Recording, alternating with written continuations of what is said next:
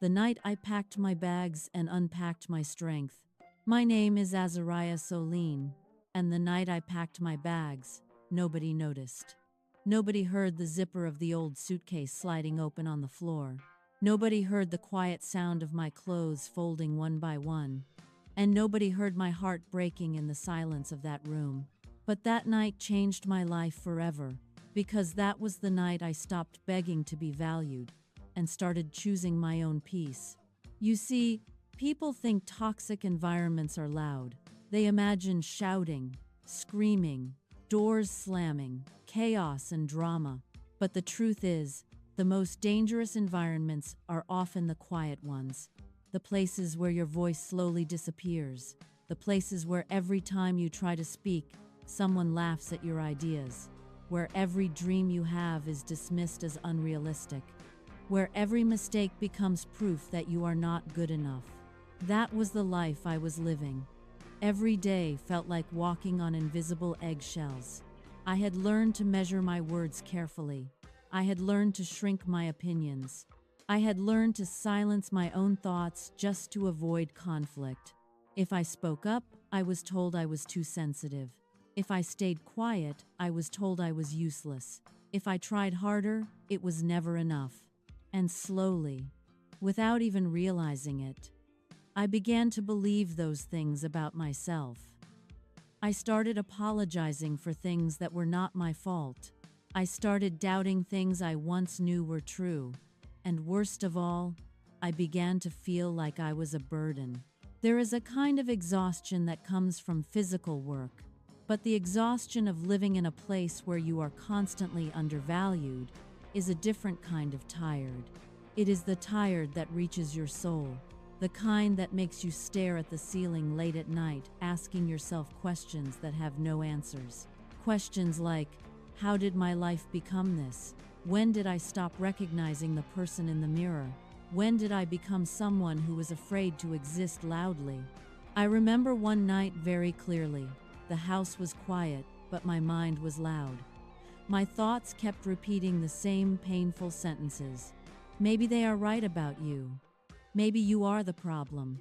Maybe you really are too much, too emotional, too dramatic, too difficult. And when you hear something enough times, even if it is not true, part of you begins to accept it. That was the lowest point of my life. But sometimes, the lowest points are the places where truth finally becomes impossible to ignore. One evening, something happened that shook me awake. I had walked toward the living room quietly, and before entering, I heard voices talking. They didn't know I was standing behind the door. I froze. At first, I wasn't even sure they were talking about me, but then I heard my name. One voice laughed and said something I will never forget. They said, Azariah will never leave. Another voice replied, why would she? She has nowhere else to go. And then someone said the sentence that broke something inside my heart. She should just be grateful we tolerate her. In that moment, it felt like the ground beneath me disappeared. I stood there frozen, unable to breathe. It is one thing to feel unappreciated, but it is another thing entirely to realize that people truly believe you are nothing without them. That moment hurt more than any argument could have.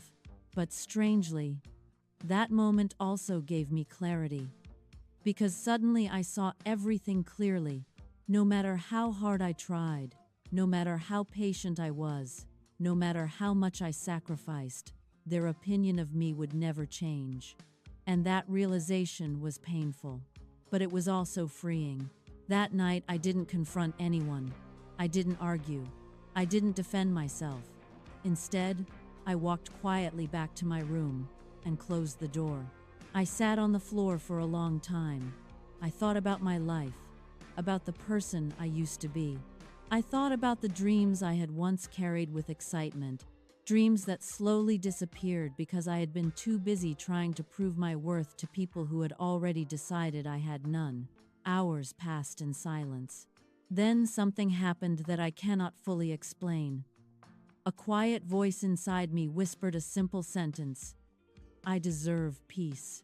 It was such a small sentence, but it felt powerful. It felt like the first honest thought I had allowed myself to have in years. And once that sentence entered my mind, everything began to shift. For the first time, I asked myself a different question. What if my life does not have to stay like this? What if the cage I feel trapped in actually has a door? And what if the only reason I never walked out was because I believed the lies people told me about my own strength? That night, I stood up slowly. My hands were shaking, my heart was racing, but my mind felt clear. I opened my closet and took out a small suitcase. I didn't pack much, just a few clothes, my identification documents, and one photograph of a younger version of myself. In that photograph, I looked fearless, confident, full of hope. I stared at that photo for a long time, and I realized something painful. I had spent years becoming smaller just to survive. But the girl in that photograph, she had once believed the world was full of possibilities. And suddenly, I wanted to become her again. Packing that bag was one of the hardest things I have ever done. Not because I had so many belongings, but because leaving meant stepping into uncertainty. Leaving meant facing the unknown, and the unknown is terrifying. Your mind begins to whisper questions designed to stop you. Where will you go? What if you fail? What if things get worse? What if they were right about you?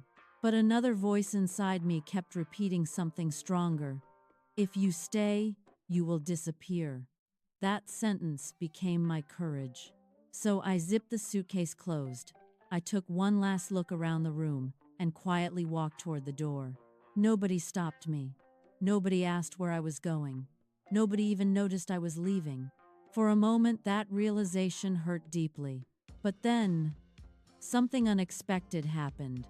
Instead of feeling broken, I felt free. Because sometimes silence is confirmation that you made the right decision. The night air outside was cold, but for the first time in years, my chest felt lighter. I was scared, yes, but I was also hopeful. And hope is a powerful thing. Starting over is not easy. Let me be honest with you about that. There were days when I questioned my decision. Days when loneliness felt overwhelming. Days when the future looked uncertain and frightening. But every morning I reminded myself of one important truth. I was no longer living in a place that crushed my spirit.